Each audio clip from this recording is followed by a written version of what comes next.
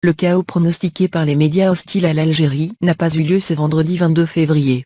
Dans plusieurs wilayas, des Algériens sont descendus dans la rue pour exprimer leur opposition au 5e mandat du président Bouteflika. Ces manifestations pacifiques n'ont connu aucun dérapage. Les forces de l'ordre présentes sur les lieux ont fait preuve d'un sang-froid et d'un professionnalisme remarquable. Dans la capitale, des rassemblements ont eu lieu dans plusieurs centres, des jeunes de Bellecour se sont dirigés vers la place du 1er mai, d'un autre côté, des manifestants venus de Bab el-Oued se sont dirigés vers la place des Martyrs, et ensuite vers la Grande Poste où ils ont tenté de marcher en direction de la présidence, mais les forces de l'ordre les ont empêchés sans user de violence. Toutes les indications montrent la main cachée, des anciens du FIS et des anciens du DRS. Les messages lancés sur les réseaux sociaux et le bouche à oreille sont le secret qui enveloppait les préparatifs et la mobilisation des facebookers, et le message reçu dans la majorité des wilayas du pays, prouve que ce n'est pas une tactique d'amateur, mais un travail bien préparé et dirigé par un état-major politique qui ressemble beaucoup plus aux anciens chouillouks du FIS, et la malice des anciens patrons du DRS, qui à la veille des manifestations du 22 février ont propulsé Rachid Nekaz, en Don Quichotte pour détourner la vigilance des services de sécurité, et la contre-attaque des pro-Bouteflika. L'opposition absente et divisée comme toujours, sur le choix d'un candidat du consensus, et la forte mobilisation des partis de l'alliance présidentielle, ont balisé le terrain politique pour le retour du FIS dissous au devant de la scène politique. Les appels anonymes à occuper la rue ce vendredi 22 février ne sont pas anodins. Ils s'inscrivent dans le cadre d'une stratégie de la tension qui cherche à provoquer les forces de l'ordre dans le but d'enclencher une sorte de réédition des événements du 5 octobre 1988 ou encore un printemps arabe version algérienne. Comme cela s'est produit dans le cadre des révolutions arabes, le rôle des médias et des réseaux sera décisif. Les médias privés algériens n'inquiètent pas outre mesure les services de sécurité algériens. C'est à des médias situés à l'étranger et aux réseaux sociaux qui répercutent leur désinformation que sera confiée la sale besogne, qui consiste à chauffer l'opinion publique et à pousser la jeunesse à affronter les forces de l'ordre. Dans cette guerre médiatique contre l'Algérie, la chaîne satellitaire Al Magharibia, basée à Londres et à Paris, est appelée à jouer les premiers rôles. La chaîne Al Magharibia a été lancée par un des fils de l'ancien dirigeant du FIS dissous, Abbassi Madani qui vit en exil au Qatar. Ce détail a poussé les observateurs à conclure peut-être hâtivement que la chaîne serait financée par le Qatar, ce qui ferait de cette chaîne une sorte d'Al Jazeera bis spécialisée dans la propagande contre l'Algérie. Cette hypothèse n'est pas à écarter mais les observateurs avancent également d'autres pistes. Outre la piste de donateurs privés du Golfe qui n'engagent pas nécessairement leurs États, les observateurs évoquent l'éventualité d'un financement via les services secrets marocains. Cette dernière hypothèse est confortée depuis que la chaîne Al Magharibia a changé de ligne éditoriale.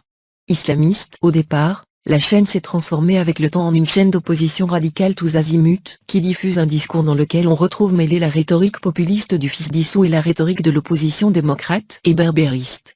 Plusieurs dirigeants de l'opposition démocrate algérienne ont accepté d'organiser un mini-sommet dans les locaux parisiens de la chaîne Al Magharibia, une télévision satellitaire connue pour ses accointances avec les réseaux de l'ex-FIS, dissous.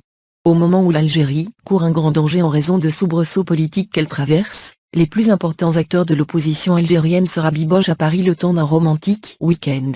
Karim Tabou, Zoubida Assoul, Sofiane Djilali, Mohsen Belabès, Ali Benoiri et une dizaine d'autres opposants et activistes politiques algériens ont participé à un regroupement à Paris financé par une entité très controversée. Et c'est le moins que l'on puisse dire. Il s'agit de la chaîne de télévision El Magharibia, un groupe médiatique financé en grande partie par le Qatar à hauteur de 2 millions d'euros par an. Les billets d'avion, les chambres d'hôtel, les locaux de la réunion, les dîners, les boissons, tout, absolument tout, a été pris en charge par la comptabilité de la chaîne islamiste El Magharibia. L'ensemble de ces acteurs politiques de l'opposition algérienne ont été conviés à un anniversaire d'El Magharibia. Une cérémonie organisée dans les studios parisiens de cette télévision qui vit sans la moindre ressource publicitaire. Mais 24 heures plus tard, les opposants algériens ont organisé un mini-sommet dans les mêmes locaux pour étudier la situation politique actuelle du pays ainsi que les options qu'il faut adopter contre le 5e mandat d'Abdelaziz Bouteflika.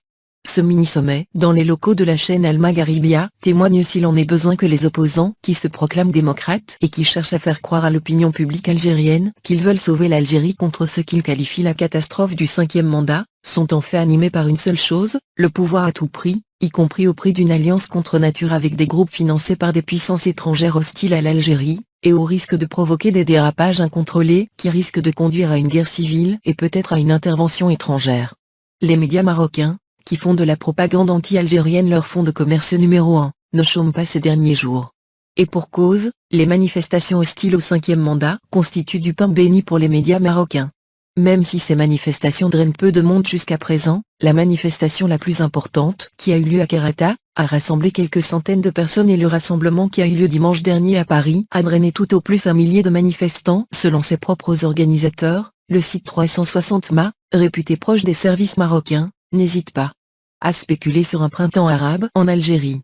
Sous le titre accrocheur, Algérie, les services secrets se préparent à un printemps algérien à cause du cinquième mandat, le site marocain écrit, unité anti-émeute, armée nationale populaire et bien sûr service de renseignement, tout ce que l'Algérie compte en forces de sécurité et de défense est en état d'alerte afin de prévenir d'imminents troubles. Les forces de sécurité algériennes craignent que la rue ne devienne incontrôlable à cause des appels incessants à manifester les 22 et 24 février. Courant contre le projet de cinquième mandat de Bouteflika. Les appels anonymes à manifester cachent sans aucun doute la volonté du retour sur la scène politique des islamistes de l'ancien Front islamique du salut, FISL.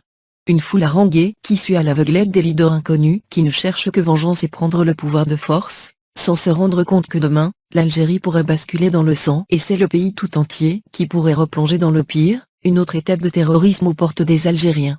Le nouveau Rambo des islamistes, et de la chaîne Al-Magharibia est le sauveur des généraux éjectés, le général Ali Godiri en concurrent de Bouteflika, en costume de Morsi de l'Égypte, ne fera de l'Algérie qu'une deuxième Égypte avec le retour de Ramzer en tenue du maréchal Abdel Fattah al-Sisi.